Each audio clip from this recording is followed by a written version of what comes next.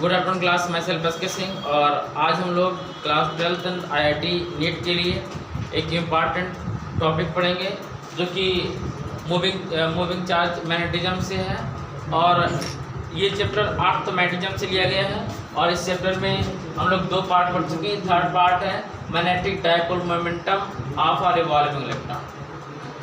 देखिए, हम लोग ये पता है जहाँ पे करेंट पास होता है मैग्नेटिक फील्ड पाया जाता है। ये ओस्टर्ड ने बताया था। किसने बताया था? ओस्टर्ड। इसका एक्सपेरिमेंट बायोट और सेवर्ट ने किया, ठीक है ना। इसके बाद में आपने एम्पेयर सर्कुलर लॉ वगैरह पढ़ा, वहाँ भी आपने देखा, ठीक है।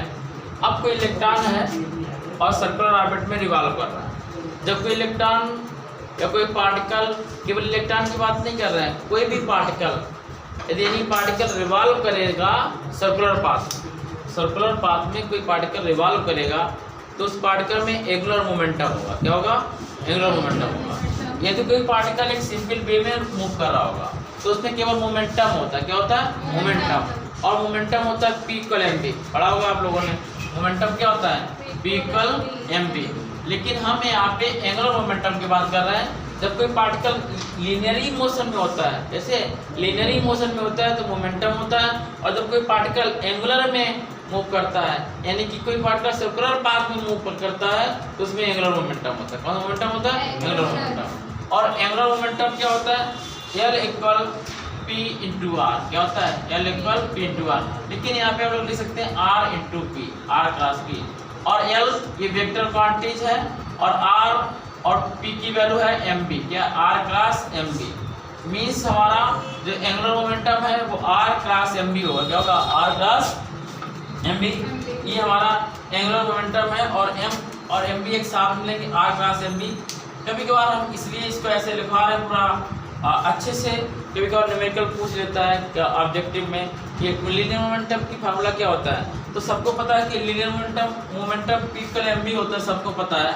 Linear momentum L = mvr। क्या होता है? mvr, ठीक है ना, ये सबको पता है। लेकिन लिखने का ढंग ऐसा होता है कि ऐसे 4 ऑप्शन दिए होंगे। L = mvr, सेकेंड दिया होगा V × mv mr, और थर्ड दिया होगा आपका L = r × m × v, और फोर्थ दिया होगा R = r vector, L vector = r vector × m × v। आपसे पूछेगा इसमें कौन सा फार्मूला सही है, आप तो कहोगे जब फर्स्ट में तो ऐसे ही समझ में आता है कि सारे ही सही है, ठीक है ना, क्योंकि mvr है। लेकिन जब वेक्टर के फॉर्म में देखते हैं तो फार्मूला ये होता है r × mv vector. r × mv vector means r cross में है और mv डॉट में है। किसमें? डॉट में, ठीक है ना। तो ये हम लोगों को लीनियर मोमेंटम के बारे में पता चला। L = r × mv cross, r × mv cross, ठीक है ना। ये हमारा लीनियर मोमेंटम हुआ। बात समझ में? इसमें तो कोई डाउट है नहीं। अब हमें इसको रिलेट करके लेके जाना है करंट में कि हमें मैग्नेटिज्म है, इलेक्ट्रॉन रिवॉल्व हो रहा है। जब इलेक्ट्रॉन रिवॉल्व होगा उसमें करंट क्रिएट होगा, और जब करंट क्रिएट होगा तो उसमें मैग्नेटिक फील्ड होगा। क्या होगा? मैग्नेटिक फील्ड होगा। हमें ऐसे करके प्रूव करना है। मीन्स हमने ये फिगर बनाया है, यहाँ पे दिखा रहा है कि लीनियर मोमेंटम एंगुलर मोमेंटम है, L क्या है? Angular momentum. Linear momentum P होता है और L एंगुलर मोमेंटम होगा। तो अभी आपने क्या लिखा? Let us consider. क्या लिखा? Let us consider electron having mass m। Electron का मास क्या है? m है। And charge -e। इलेक्ट्रॉन है, देखिए इलेक्ट्रॉन पे चार्ज माइनस का होता है, -e, revolving around the nucleus in a circular orbit of radius r with a uniform velocity in anticlockwise. कैसे मूव कर रहा है? In anticlockwise direction. Therefore angular momentum of electron L = r × p या L = r mv। L = r mv। कितना note करिए बस।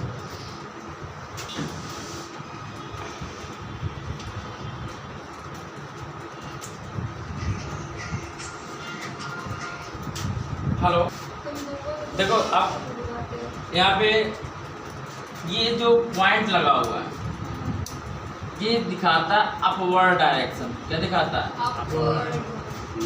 Point को upward direction बोलते हैं। क्या बोलते हैं?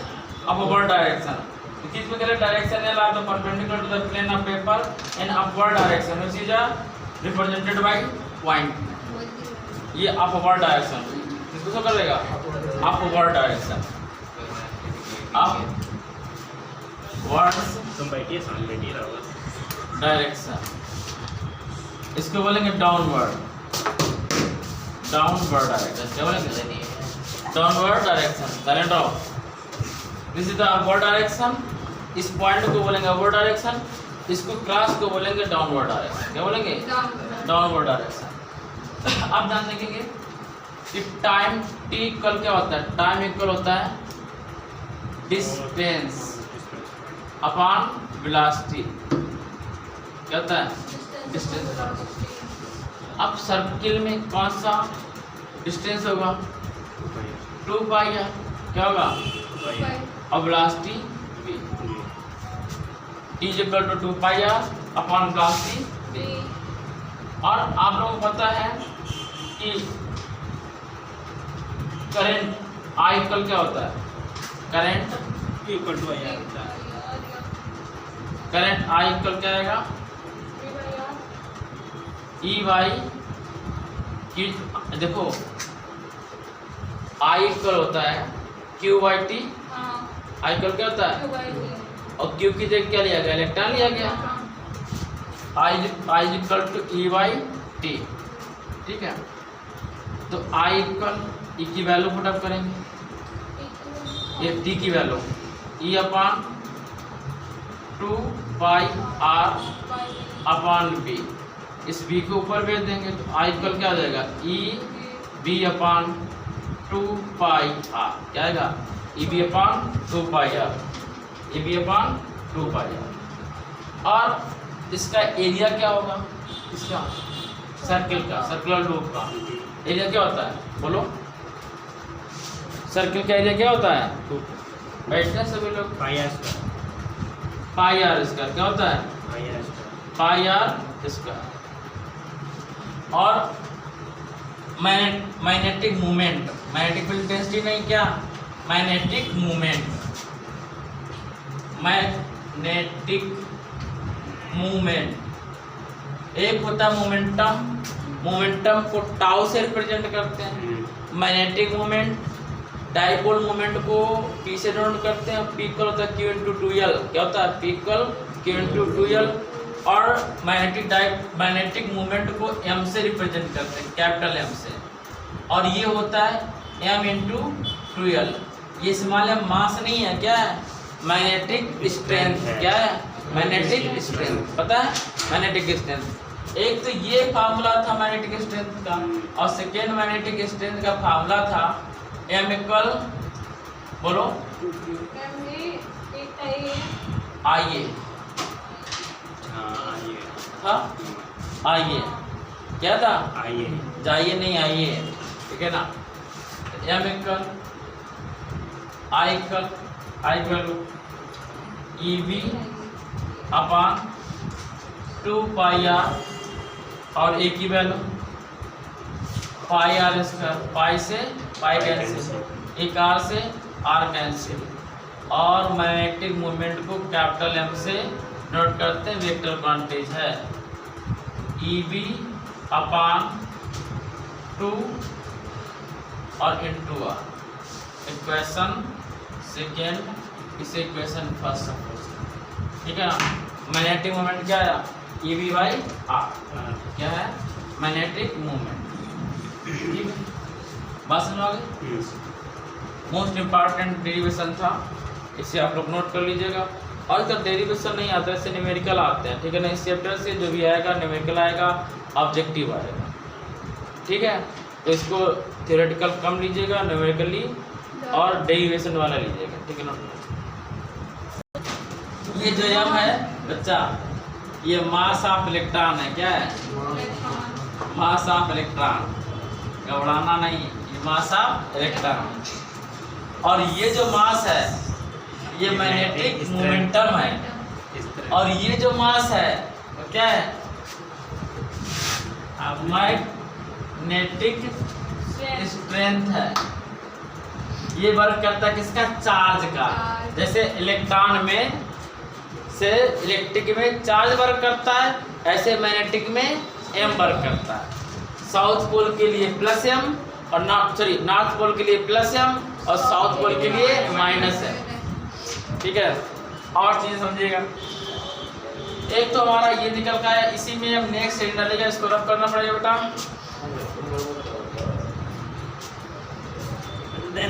Between angular moment and angular moment.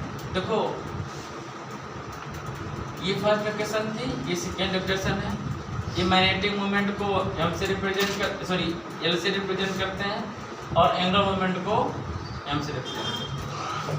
यदि हम m/L लिखें, मतलब सेकेंड में फर्स्ट से डिवाइड करा, क्या आएगा 1/2 EVR अपॉन L की वैल्यू MVR, क्या MVR। तो R से R कैंसिल, R से R कैंसिल, B से B cancel, M/L equal E/2m।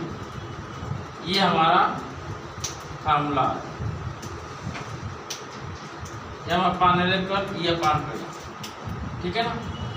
अब इसी में मैग्नेटिक मोमेंट को हम लिख सकते हैं m वेक्टर इक्वल क्या E/2m।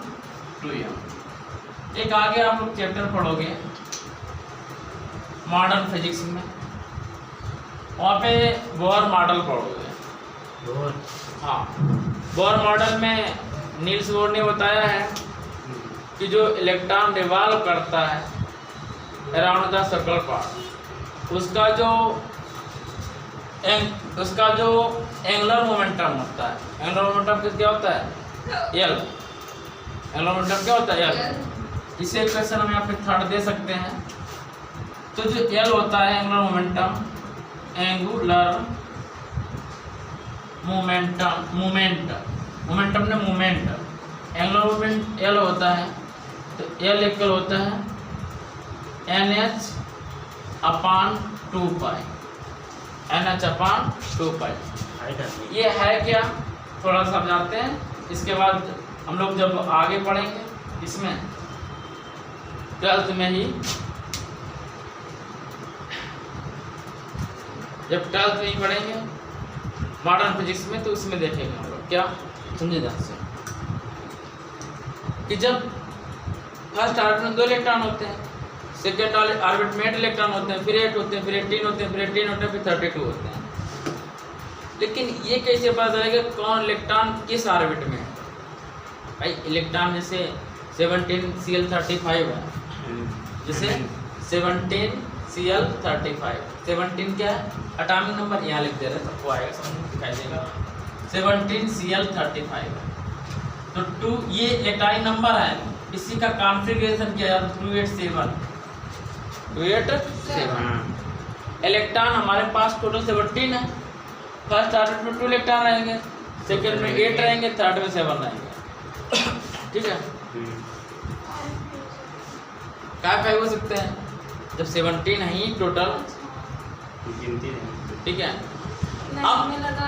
अब ये देखिए कौन से वाले रहेंगे। जैसे एक क्लास है, आपकी क्लास में सपोज करो 40 स्टूडेंट हैं, तो कौन से 2 लड़के आगे बैठेंगे फर्स्ट सीट पे, फ्रंट सीट पे कौन से 2 लड़के आगे बैठेंगे? ये कैसे डिसाइड होगा? या तो रोल नंबर वाइज डिसाइड होगा, या कोई जो बहुत होशियार होगा उसके हिसाब से डिसाइड होगा, या डिसाइड होगा कि पर डे उसका रोटेशन चेंज किया जाएगा, या मॉनिटर आके बैठेगा, कुछ ना कुछ तो होगा डिसाइड। ठीक है, या जो पहले आया वो पहले बैठेगा, या जिसकी इच्छा होगी वो पहले बैठेगा, कुछ ना कुछ होगा उसका रीजन। ऐसे ही यहाँ पे देखेंगे, यहाँ पे कौन से इलेक्ट्रॉन किस ऑर्बिट में है वो कैसे पता चलेगा? वो चलेगा एंगुलर मोमेंटम से। कैसे पता चलेगा? एंगुलर मोमेंटम से। कैसे चलेगा? एंगुलर मोमेंट से। एंगुलर मोमेंट क्या? L equal NH/2π।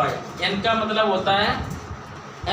होता है ऑर्बिट, यानी कि फर्स्ट ऑर्बिट में जो एंगुलर मोमेंट की वैल्यू होनी चाहिए वो H/2π होगी। कितनी होगी? H/2π होगी। जो सेकेंड ऑर्बिट की वैल्यू होगी 2H/2π होगी।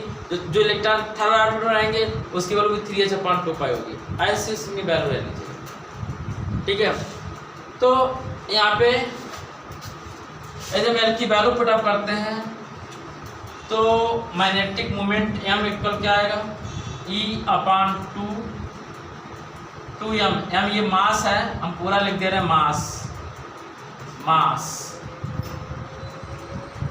मास इनटू NH/2π। तो magnetic moment M vector equal क्या आएगा, E या NHE/4π मास। ये स्मॉल एम मास है। मास किसका है, इलेक्ट्रॉन का। किसका है, इलेक्ट्रॉन का। और इलेक्ट्रॉन का मास कितना होता है, 1.6 वो प्रोटॉन की होती है 1.67 × 10⁻27। मास इलेक्ट्रॉन का मतलब 9.1 × 10⁻31 कितना, 9.1 × 10⁻31 kg। और एच की वैल्यू प्लांक कांस्टेंट है, ये भी आगे पढ़ोगे। एच की वैल्यू होती है 6.6 × 10⁻34। एच जो होता है, एच प्लांक कांस्टेंट होता है। इतना नोट करके मैं आगे बता रहा हूँ आपको। देखिए हमें अब इसके आगे थोड़ा सा बचा है, उसको पढ़ लीजिए, इसके बाद में क्लास नेक्स्ट डे होगी। कह रहे कि फॉर लीस्ट वैल्यू, क्या, फॉर लीस्ट वैल्यू ऑफ क्या, एम क्या है, मैग्नेटिक मूवमेंट। क्या, मैग्नेटिक मूवमेंट। जब हमें लिस्ट वैल्यू निकालनी है, एम की लिस्ट वैल्यू मतलब एम माइन निकालना है, तो इस कंडीशन में एन इक्वल कितना आएगा, 1। एन इक्वल कितना आएगा, 1। जब एन इक्वल 1 होगा तो एम माइन इक्वल, एन की वैल्यू 1 क्या बचा, HE/4π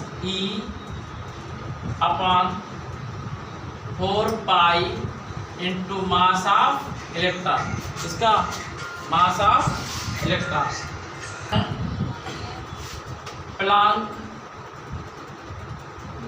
कांस्टेंट, इसकी जो वैल्यू है 6.63 × 10⁻34 जूल सेकेंड। और ये इलेक्ट्रॉन है, इलेक्ट्रॉन वैल्यू सबको पता होनी चाहिए, 10⁻19। पाई वैल्यू 3.14 होती है। और एक गुलाम मास ऑफ इलेक्ट्रॉन की वैल्यू कितनी होती है, 9.1 10⁻31 kg।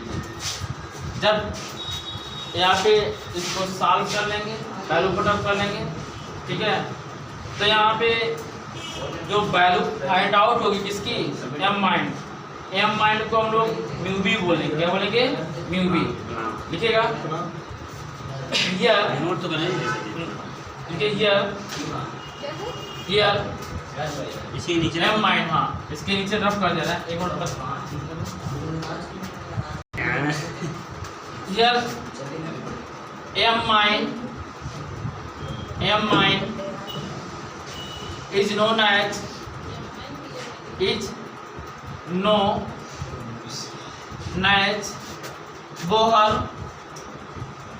Bohr magnetron. क्या कहलाएगा, बोहर मैग्नेट्रॉन। इसको म्यू बी से रिप्रेजेंट करेंगे, तो mu B equal HE/4π into ME होगा। वैल्यू पुटअप कर लेंगे और इसको सॉल्व करेंगे। जब सॉल्व करेंगे तो m की वैल्यू आएगी 9.27, म्यू बी की वैल्यू आएगी। जब पूरा सॉल्व करेंगे, s की वैल्यू पुटअप करेंगे, e की वैल्यू पुटअप करेंगे, पाई की वैल्यू पुटअप करेंगे, m की वैल्यू पुटअप करेंगे, तो आएगा 9.27 into 10⁻24 ampere into metre square, ampere into metre square, ये इसकी यूनिट होगी। That solve. ये क्या है, हाँ बोलो। बोहर मैग्नेट्रॉन, क्या बोलेंगे उसे, बोहर मैग्नेट्रॉन।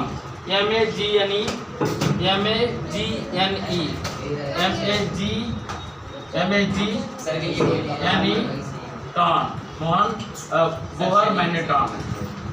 Bohr magnetron. और इसकी वैल्यू एम आयन की वैल्यू की म्यू भी होती है, गवर्नमेंट डांट को म्यू भी से रिप्रेजेंट करता है। ठीक है ना, आज के लिए बस इतना ही, मिलते हैं नेक्स्ट डे नेक्स्ट वीडियो के साथ, तब तक के लिए इसका पानी